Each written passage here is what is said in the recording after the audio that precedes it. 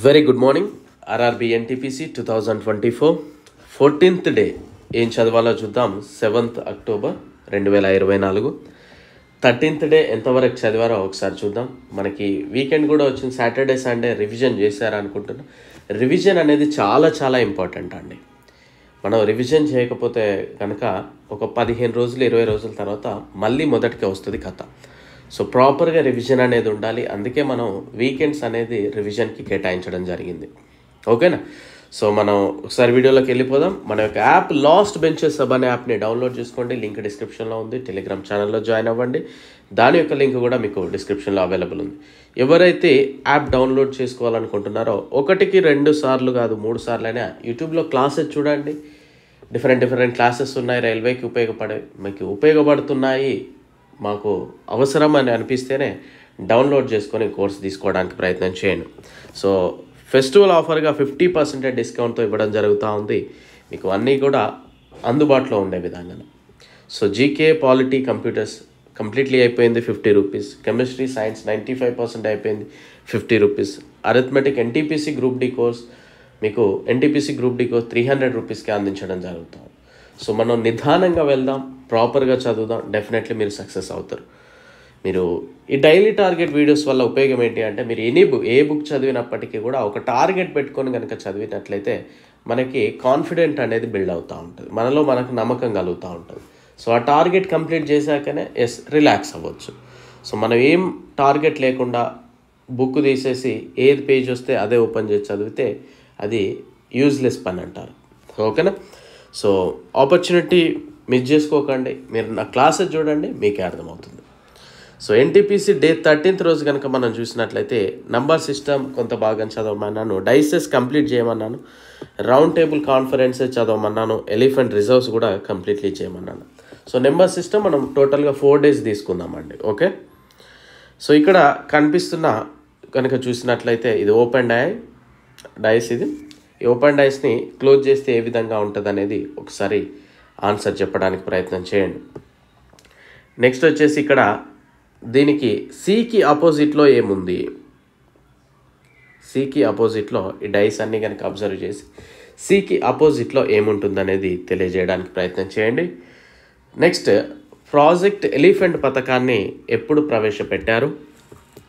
భారతదేశంలో ఏనుగులు ఎక్కువగా ఉన్న రాష్ట్రం ఏది? ఏ రాష్ట్రాలకు ఏనుగు అనేది స్టేట్ యానిమల్గా ఉంది? శివాలిక్ ఎలిఫెంట్ రిజర్వ్ అనేది ఎక్కడ ఉంది? ఆంధ్రప్రదేశ్లో ఉన్న ఎలిఫెంట్ రిజర్వ్ పేరేంటి? రౌండ్ టేబుల్ సమావేశాల అనంతరం ఏర్పడిన చట్టం ఏది? అంటే మనకి 3 రౌండ్ టేబుల్ సమావేశాలు అయ్యాయి. సో వాటిని కన్సిడర్ చేసి ఒకటైతే తీసుకొచ్చారో అది ఏ చట్టం? రౌండ్ టేబుల్ సమావేశాలు ఏర్పాటు చేయడానికి గల కారణం ఏది? ఎప్పటి నుండి ఎప్పటి వరకు జరిగావి?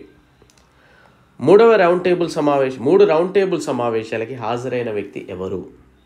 3 రౌండ్ టేబుల్ సమావేశాలకి హాజరైన వ్యక్తి ఎవరు? ఫస్ట్ది ఎప్పుడు జరిగింది, సెకండ్ది ఎప్పుడు జరిగింది, థర్డ్ది ఎప్పుడు జరిగింది చెప్పండి.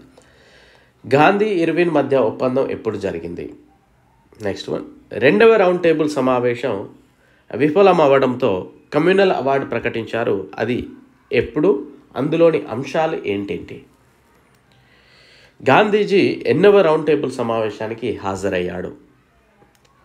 పూనా ఒప్పందం ఎవరి మధ్య జరిగింది, ఎప్పుడు జరిగింది తెలియజేయడానికి ప్రయత్నించండి. వీడియో లైక్ చేయండి, షేర్ చేయడానికి మొహమాట పడకండి. క్లియర్? సో ఇక 14th డే కనుక చూసినట్లయితే నెంబర్ సిస్టమ్ 3rd డే కూడా చదవండి. తొందర పడితే పనులు కావు, కూల్గా చదవండి, ప్రాపర్గా నేర్చుకోండి, సబ్జెక్టే నేర్చుకోండి, బట్టీలు పట్టకండి, మోడల్ బట్టి పట్టకండి. సుప్రీంకోర్టు గురించి మనం పాలిటీలో చదవడానికి ప్రయత్నం చేయండి. టైగర్ రిజర్వ్స్ కూడా చదవండి. అండ్ అదేవిధంగా చంద్రయాన్, కరెంట్ అఫైర్స్లో చంద్రయాన్ గురించి చదవండి. చంద్రయాన్ 1, 2, 3 గురించి 3 గురించి కూడా చదవడానికి ప్రయత్నం చేయండి.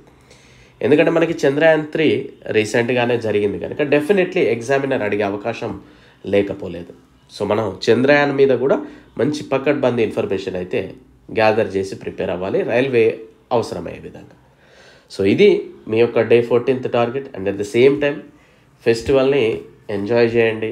మీ సిస్టర్స్, బ్రదర్ ఎవరో వస్తూ ఉంటారు కదా పండగకి, అక్కలు చెల్లెలు. సో వాళ్ళతో టైం స్పెండ్ చేయండి. ఈరోజు మళ్ళీ రేపు రాదు.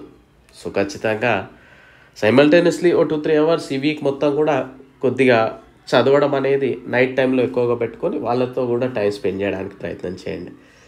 సో మళ్ళీ మనం అనుకున్నప్పుడు ఇలాంటి రోజులు రావు. సో ఓకేనా? సో ఎప్పుడు ఎవరు వెళ్ళిపోయేది తెలియదు కనుక ఉన్నన్ని డేస్ హ్యాపీగా ఎంజాయ్ చేయడానికి ప్రయత్నం చేయండి. I wish you very good luck.